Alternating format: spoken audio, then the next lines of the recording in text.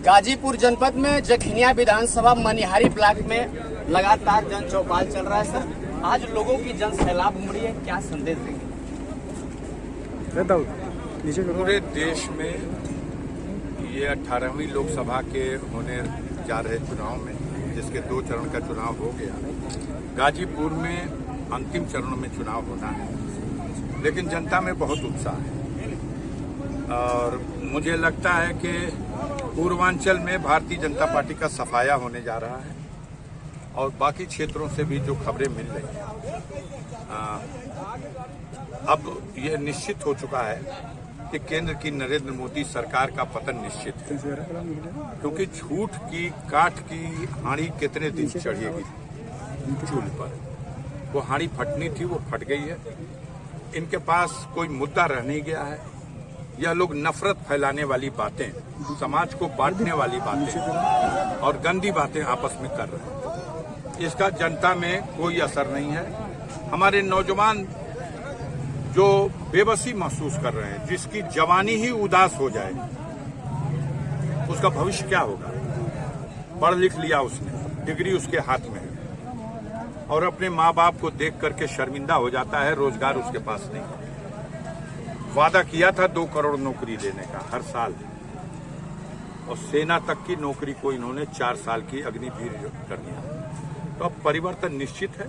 महंगाई से जनता त्रस्त है, हर तरफ चोरी, बेईमानी, घुसखोरी, अब आतंक के बल पर, और जो कुछ हमारे देश में गोदी मीडिया है उसके बल पर जितनी देर तक ये झूठ बोल के टिके रहे, सोशल मीडिया के स्तर पर जो जगह जगह एक जागरूकता देखने को मिल रही है, तो अगर कुछ खबरों को छुपाना भी चाहते हैं बड़ी मीडिया के लोग, तो सोशल मीडिया के माध्यम से वो खबरें जनता के बीच में अब पहुंच रही हैं। पहले ऐसा नहीं था।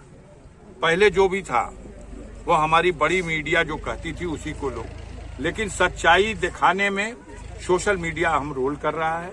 हाँ, ये सच है कि आईपी सेल के नाम से जो सोशल मीडिया को कंट्रोल करने के लिए बीजेपी ने एक अपनी विंग बना रखी है, वो भी बड़ी तेजी से झूठ परोस रहा है और समाज को गुमराह करने का प्रयास कर रहा है। एमपी साहब, कल 2 तारीख का दिन था। पूरे गाजीपुर जनपद के कार्यकर्ताओं निराश से दुआ कर रहे थे।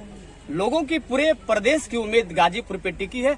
लोगों की उम्मीद क्या थी, क्या संदेश देंगे? लोग इसलिए घबरा रहे थे कि जो हमारे देश की बड़ी मीडिया है, जिसे गोदी मीडिया कहा जाता है, इन लोगों ने अफजाल अंसारी के चुनाव लड़ने पर ही प्रश्न चिन्ह लगा दिया। अफजाल अंसारी चुनाव नहीं लड़ सकेंगे, अफजाल अंसारी का टिकट कट जाएगा। टिकट देने वाले अखिलेश जी वो तैयारी कर रहे हैं किस तारीख को हम प्रचार करने आए गाजीपुर में, और विपक्ष की राजनीति करने वाले भारतीय जनता पार्टी के एजेंट ये कह रहे हैं टिकट कट जाएगा।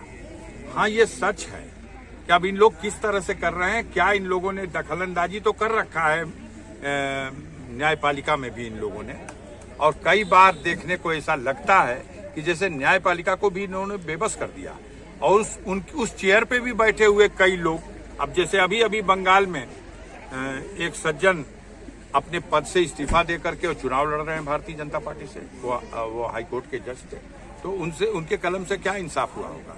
उस तरह से कई अधिकारियों को भी देखने को ये मिल रहा है जो बिल्कुल उनके वर्कर बन के काम कर रहे हैं, उनके पार्टी के कोई कार्यकर्ता जैसे काम कर रहे हैं। लेकिन देखो, जनता जब जग जाती है तो कोई नेता, अब कोई अधिकारी कुछ नहीं कर सकता। और ये बात गांठ बांध लीजिए कि जब तहसीलदार, थानेदार और एसपी, डीएम किसी पार्टी को जिताने का रोल करने लगेंगे, तो वहां की जनता हमेशा उनके विपक्ष में ही सोचेगी, क्योंकि वो उन्हें हीरो नहीं मानती अपना, वो उन्हें विलन मानती है।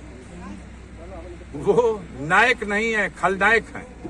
तो ऐसी स्थिति में जब सरकारी मशीनरी का दुरुपयोग करने का प्रयास किया जा रहा है और जनता जग चुकी है, जनता एक ऐसा सैलाब है कि जब बहेगी तो इस बाढ़ के पानी को कोई रोक नहीं सकेगा, और इस बार यही होने जा रहा है। गाजीपुर का चुनाव गाजीपुर की जनता लड़ेगी। विपक्ष कह रहा है सर कि नंद वंशों का विनाश कर देंगे।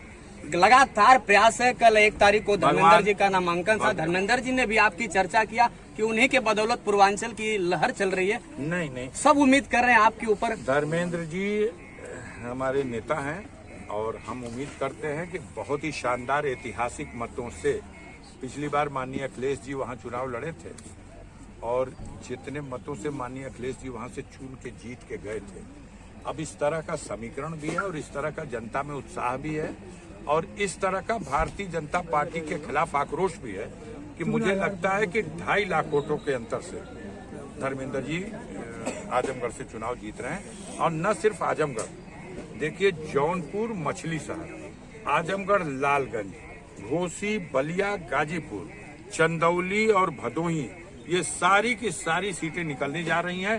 मोदी जी को अपनी सीट बचाने में भी लाला पड़ जाएगा, बड़ा मुश्किल हो जाएगा उनके सामने भी। इतनी आसानी से वो बनारस भी नहीं जीत सकेंगे क्योंकि बनारस में अंडर करंट है पब्लिक में। नेता तो क्या है बोल देता है, लेकिन पब्लिक सोच के जो दिल में ठान के बैठी है वो उस दिन बटन दबाएगी तब पता चलेगा। और इस बार जनता के बीच में आक्रोश है।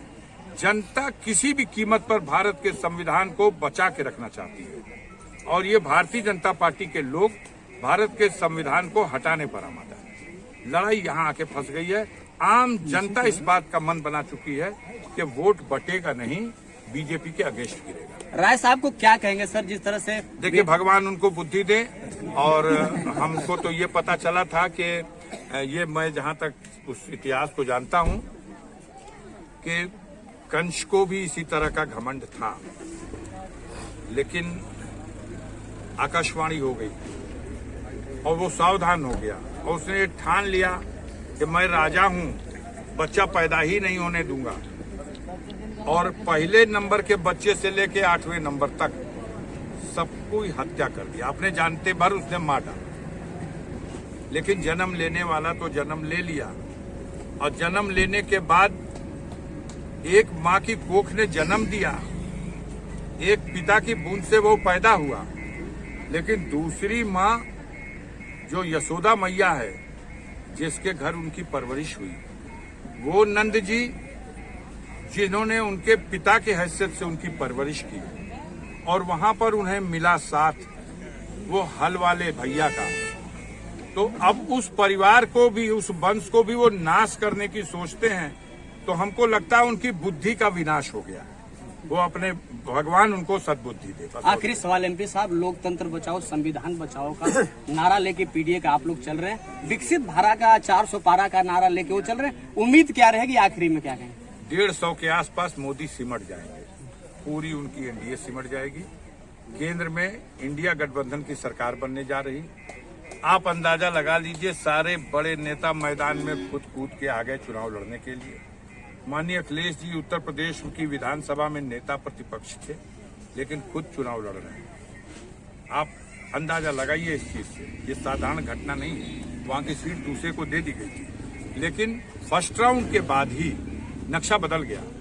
दूसरा राउंड जब गुजरा है तो मोदी को भी पता चल गया और तीसरा राउंड जो होने जा रहा है, एक सीट के लिए उत्तर प्रदेश में बीजेपी तरस जाएगी। 10 सीटों में 1 सीट नहीं मिलने वाली है। और जैसे जैसे राउंड बढ़ेगा वैसे वैसे जनता का इस सरकार के प्रति जो विरोध है वो आक्रोश और बढ़ता जाएगा। अंतिम दौर आते आते एक तूफान की शक्ल अख्तियार कर लेगा। इस सरकार का पतन निश्चित है। देश को बचाना है तो इस सरकार का पतन जरूरी था। संविधान को बचाना था, लोकतंत्र को बचाना था, तो इस सरकार का पतन जरूरी था।